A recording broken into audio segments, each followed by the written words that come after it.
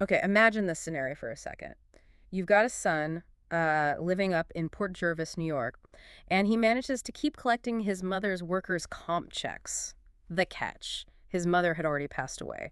And this went on for, well, over a year and a half. Yeah, it's pretty astounding when you think about the time frame. We're talking serious money, too, over $42,000. Exactly. Money that was meant for someone legitimately injured at work. This wasn't just, some clerical error slipping through the cracks. No, not at all. This looks like a really deliberate, kind of audacious scheme. And the length of time it went on is, frankly, baffling. It really peels back some fascinating layers of deception. What gets me about this case, it's not just the boldness, right? It's how methodical the fraud seems to have been. Yeah. And, it shines a light on certain vulnerabilities in the system, vulnerabilities that allowed it to keep going. Definitely. It's like this cat and mouse game between the fraudsters and the agencies trying to protect these public benefit funds. Exactly. So that's what we're doing today. You and I are taking a deep dive into this specific workers' compensation fraud case.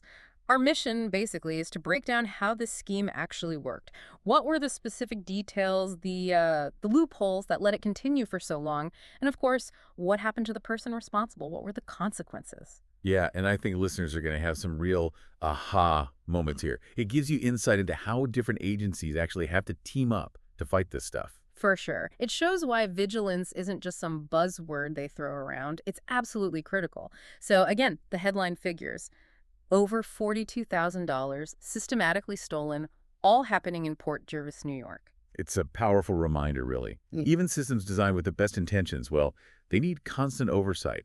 They need to be able to spot and react when someone decides to deliberately cheat. And we'll look at how those checks and balances eventually did kick in here. Okay, let's get into the details. The story really starts with a woman named Linda Chaney. Just a quick refresher for anyone who needs it. Workers' comp is that safety net, right? For people hurt on the job. Provides money, medical care. Right. Wage replacement, medical benefits. So Linda, she'd been getting these weekly benefit checks because of a workplace injury way back in 2012. The amount was pretty specific: $487.35, coming in every single week. Clearly vital income for her. That kind of weekly amount, it's a financial lifeline. It provides stability when you can't work because of an injury. But the key date, the one that changes everything, is April 1st, 2022. Ah, okay. That's the day Linda Chaney sadly passed away. And obviously, at that point, her eligibility for those workers' comp benefits should have ended right then and there. And that's exactly where her son, Randi L. Magpie, enters the picture. He becomes the central figure in the fraud that follows. Yep. It seems like it started pretty quickly after his mother died because, well, Linda was gone, but the checks initially just kept arriving. Precisely. The insurance company handling the payments, NGM Insurance Company, they were, at least at first, completely unaware she had died. So just about 2 weeks after her death, April 18th, 2022, the checks started being issued again. Same amount, same schedule, mailed to the same place. Wow, only 2 weeks later. And it wasn't just a brief oversight, was it? These checks kept coming for a long time. A really long time. From that date in April 2022, right through until December 19th, 2023. They were just consistently mailed out. So how many checks are we talking about in total? Over that whole period, it adds up to 43 checks. 43 separate payments that were issued and then crucially deposited. 43 checks. That's, what, nearly 20 months? Almost exactly. Nearly 20 months of continuous fraudulent activity. It's quite a duration when you think about it. And the total amount stolen, adding up all those checks, came to $42,399.45. Just under $42,400. Yeah. And to think bigger picture, it shows how these unchecked payments can really drain resources meant for people who genuinely need them. It hurts the whole system. And how was he actually getting the money? What was the mechanism? Well, initially, it seems almost ridiculously simple. Magpie just deposited every single one of those 43 checks into his own personal bank account. So no complex digital stuff, just taking the paper check to the bank? Seems like it. Very direct, very tangible kind of theft. But as time went on, he apparently had to get a bit more sophisticated to keep it going. Right, because you can't just keep cash and checks for someone who isn't around forever, can you? Exactly. Depositing the check might seem easy at first, but to keep the money flowing, he had to start adding layers of deception, especially when the insurance company eventually started asking questions. Okay, so this is where it gets deeper into the actual mechanics of the fraud. The initial deposits were one thing, but keeping it going for nearly 2 years, that requires active effort, right? Oh, absolutely, and some pretty risky moves. So when the Inspector General's office got involved later, they pulled the bank records, and what did they find? This is a key piece. They found that every single one of those 43 checks had Linda Chaney's signature forged on the back. Every single one. Yeah. Every single one. And forgery like that, it's not ambiguous. It screams intent, right? It shows a deliberate effort to deceive. It's not just cashing a check that arrived by mistake. It's actively faking it. That's clear intent, but was there more connecting it directly to him? Yes, and this is crucial. On 41 out of those 43 checks, Randi L. Magpie's own signature was there too, right underneath the forged signature of his mother. So he endorsed it right below the forgery. Exactly. For investigators, that's huge. It doesn't just prove the forgery, it physically links him to depositing that specific fraudulent check. It's about as direct a connection as you can get. His own signature, right there, almost unbelievable. But the scheme wasn't just about the signatures, was it? He had to deal with the insurance company, too. Right. By the summer of 2023, so well over a year into this, NJM Insurance, despite the forgeries, they started getting suspicious. They tried reaching out to Linda Chaney multiple times. To confirm she was still eligible, I assume. Exactly. Standard procedure, checking in. They tried calling, sending mail, and unsurprisingly, they couldn't reach her. Which should have raised a red flag, you'd think. It likely did, but maybe the process wasn't immediate. This is where we see potential gaps, right? Maybe their systems didn't instantly cross-reference death records, or maybe the process for escalating non-contact took time. It's always a balance for insurers verify eligibility, but don't make it impossible for legitimate recipients. A tricky balance indeed. And Magpie was ready to step into that gap. He was. On August 21st, 2023, an NJM representative actually managed to speak with Magpie directly on the phone. Okay, so what did he say when they asked about his mother? He just lied. Flat out told the representative his mother was out of town. A simple lie, but effective enough at the time, apparently. It bought him more time, yes. And it showed his active role in keeping the deception alive. But he didn't stop there. What else did he do? This is where he really doubled down. He didn't just lie. He gave the insurance company a new mailing address for the checks, an address in Port Jervis. Let me guess his own address. You got it. His own residential address. Mm-hmm. So now he's actively redirecting the mail, ensuring the fraudulent funds come straight to him. It's a calculated move to maintain control. That shows a real escalation, doesn't it? Moving from just depositing checks to actively managing the information flow with the insurer. Definitely shows more confidence, maybe desperation, actively steering the fraud.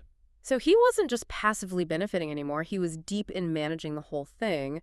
But like you said, these things tend to unravel eventually. They almost always do. And the turning point for Randi Magpie came on December 15th, 2023. What happened then? That's the date NJM Insurance finally confirmed that Linda Chaney had, in fact, passed away. How did they find out? Do we know? The specifics aren't detailed in the reports we have. But typically, it's through things like database checks against public death records, maybe mail finally being returned as deceased, or just the continued inability to make contact, triggering a deeper investigation. Okay, so they finally have confirmation. Right. They got an official death certificate, which confirmed the date she passed away back in April 2022. Armed with that concrete proof, they did the right thing immediately. Which was? They notified the New York State Inspector General's office. That's what officially kicked off the criminal investigation. Ah, the Inspector General. So their job is specifically to look into this kind of stuff, right? Fraud and waste in state programs. Exactly. They act as an independent watchdog for state government operations, including things like the workers' compensation system. So NJM reporting it to them was the correct protocol. And then things moved relatively quickly. Magpie was arrested not long after that. Yeah, he was arrested on February 6th. But it's important to understand this wasn't just one investigator working alone. This arrest was the result of a multi-agency effort. Led by the Inspector General's office. Primarily, yes, but working closely with others. That kind of collaboration is really key when you're tackling complex financial fraud like this. Can you elaborate on how that collaboration works in practice? What do the different agencies bring to the table? Sure. So the Inspector General's office has the specific authority and, frankly, the know-how to investigate fraud within state programs. They can subpoena records, analyze financial data like those bank statements and check images we talked about. Then they work hand in glove with, in this case, the Orange County District Attorney's Office. The DA brings the legal expertise needed to actually build a criminal case that will stand up in court. So the IG investigates, the DA prosecutes. Essentially, yes. It's a synergy. The IG gets the evidence, the DA uses it to bring charges. It's much more effective than one agency trying to do everything. Their specific powers and roles complement each other. Got it. Which brings us neatly to the consequences. What happened after the arrest? Well, on July 31st, Randi L. Magpie pleaded guilty. What were the specific charges he pleaded guilty to? He pleaded to one felony count that was third-degree grand larceny and also one misdemeanor count of petit larceny. Okay, grand larceny, that sounds serious. What does third degree mean in New York? Generally, third-degree grand larceny involves theft exceeding $3,000. Since he took over $42,000, it clearly fits that felony category. The petit larceny, the misdemeanor, probably covers maybe the initial checks or a specific aspect of the overall theft. And the plea itself suggests the evidence was pretty strong. Oh, almost certainly. That multi-agency investigation likely built a very solid case based on the bank records, the forgeries, his own signatures, the lie to the insurance rep, changing the address, all of it. So what was the sentence? It's actually quite specific, and there's an interesting condition attached. He's sentenced to 1 year of probation. And this is the crucial part. He has to make full restitution. Pay back the entire $42,000. Okay, pay it all back. Yes. And here's the condition. After he pays back the full amount, he'll be allowed to withdraw his guilty plea to the felony charge. Really? So the felony goes away if he pays? It seems so. He'll then be sentenced only on the remaining misdemeanor charge. Huh. Why structure it like that? It's actually a pretty common tactic in financial crime cases. It puts a very strong incentive on the defendant to pay back the money. The main goal becomes recovering the stolen funds, for the victim in this case, ultimately the system and taxpayers. It balances getting the money back with still ensuring there's a criminal conviction and penalty, even if it ends up being just a misdemeanor after restitution. It's pragmatic. Makes sense. Get the money back first. Did any of the officials involved comment on the case? Yes, there were some strong statements. The NYS Inspector General Lucy Lang, she said, and I'm quoting here, "This case represents a deliberate and calculated effort to exploit the workers' compensation system for personal gain." She went on, "Such conduct will not be tolerated, and this plea should serve as a clear message that fraud against public benefit systems carries serious consequences." Deliberate and calculated. That really sums up his actions, doesn't it? Absolutely. It directly hits on the forgery, the lies, the address. Change all those premeditated steps he took. It wasn't an accident. And the local DA. Yes. Orange County District Attorney David Hoovler also commented. He said, "My office remains committed to combating frauds that ultimately hurt taxpayers' wallets, such as workers' compensation fraud." And he emphasized the teamwork aspect. The kinds of frauds seen in cases like this one are uncovered by the dedicated work of law enforcement professionals, and the prosecution of these cases are most successful when agencies work collaboratively. He really focused on protecting public money. Connecting it back to the taxpayers, that's important. Very. It frames it correctly. This isn't just theft from some faceless company. It affects the resources available for everyone. And again, he highlights that collaborative point.